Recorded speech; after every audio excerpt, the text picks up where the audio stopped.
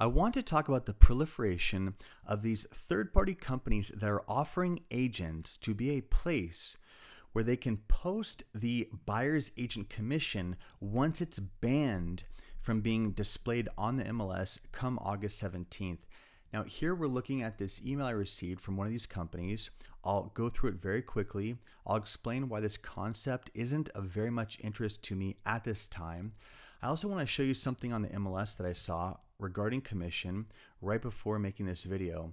But to give you some context, once the terms of the NAR settlement surfaced and it appeared imminent that the MLS would no longer permit publishing and displaying a buyer's agent commission, well, all of a sudden we saw these companies start popping up that offered to be a place, an unaffiliated third-party website where all those commissions could be published. So in theory, you as an agent could go on the MLS, but of course you won't see the buyer's agent commission.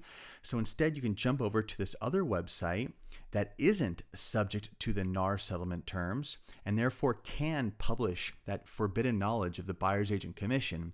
And you as an agent could do a search of an address and look up a property. And so I received an email from one of these companies and I redacted some of the private information because this person had no idea that I'd be making a video on it. But this company actually has a clever twist on the concept. So it's a good starting point to talk about this. But basically, this company is saying, hey, I saw your YouTube channel. We have this website that basically does what some of these other websites do, and that is show the buyer's agent compensation. And so in theory, an agent could go over and see the buyer's agent compensation, but they have a clever twist on it, which I like, even though I'm not a fan of this concept, and I'll tell you why in a second. But this company has a clever twist because they're not just a website with a address search bar where you can see the buyer's agent compensation.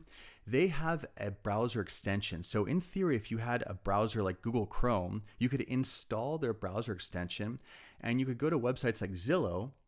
And I imagine it's cross-referencing the address here because this information that shows the buyer's agent commission, this isn't on Zillow. Zillow's not going to display that. I'm not even sure if Zillow's can display that or if it'll cause an issue with their MLS feed. But that aside, this information is not coming from Zillow. What this company is doing is just giving an extension on your browser that will match up the address with their database and automatically display the buyer's agent compensation. And really, it's just to make it easier for you because you as an agent, you could sign up for this company, you could go to their website and do an address search, but they're saying, hey, we've made it even easier. Just install this on your browser, surf the net like you usually do, go to Zillow and later, because they're saying they're going to put it on other websites like Realtor.com, Redfin. You can go to any of these consumer websites and see the buyer's agent commission, which I think is very clever. But overall, I don't think that this solves the problem because this whole thing isn't as simple as what these companies offering to be a database for buyer's agent commissions are doing. That's what they're solving is they're thinking, well, the MLS is prohibiting displaying the buyer's agent commission. So we'll just have another place where agents can find it. But that's not the whole problem. That's kind of 1 degree thinking because really it's slightly more complex. And the reason is that buyers are now obligated through the buyer representation agreement to pay the commission. The buyer's effectively becoming a guarantor of the buyer's agent's commission. And so what's happening is rather than just everything being the same and the listing broker offering a commission, but not being able to do it on the MLS, so they need a third-party website, it's not that simple. Instead, the buyer is the one that has to pay the commission. But we acknowledge that many buyers will not or cannot financially pay the commission. So as we speak, the buyer representation agreement and the listing agreement are being updated and revised to show all this. I mean, I did a video on the new listing agreement and the breakdown for seller compensation to the listing broker, to the buyer's broker, to if there's dual agency. I mean, it's broken down to a tedious degree. Now, all this that I'm talking about, while it might sound confusing, is going to be simplified. And here's why. Let me jump over to the MLS listing I was talking to you about. So I was going through the MLS. This is a 0 days on the market listing I just saw. Now here, if I scroll down, we can find that naughty little buyer's agent compensation right down here that's going to disappear August 17th. All right, so this is here because it's not August 17th yet, but when that date comes, this will be gone. But what is going to replace it? Well, look right here. And I want to applaud and commend this agent, this trailblazer, Lisa, because she went in and filled out this information, because this is the future right here. It's not as simple as, hey, the listing broker is offering a buyer's agent commission, but now it's missing from the MLS. What do we do? And then this third-party website shows up and says, hey, we have it published over here. Just sign up for our website. I'm afraid it's not that simple at all. Instead, the buyer is on the hook for the commission. But we know that the seller is going to need to offer relief to make real estate sales work in many cases. So what do we have here? Concessions and price, 2%. That number looks familiar because there's a 2% buyer's agent compensation offer, right? So in the future, when that's gone down there, the seller can offer relief to the buyer. Now, the seller's offering a concession, and this can go to offset the buyer's obligation to pay a commission or repairs or a credit to the buyer's closing costs. Whatever it is, I mean, seller credits, that's not foreign to agents, right? Seller credits for whatever, for repairs or for closing costs or whatever it may be, that's very common. Well, one more burden on the buyer due to this settlement and the requirement of the buyer representation agreement is to pay commission. So this allows the seller to offer relief to the buyer.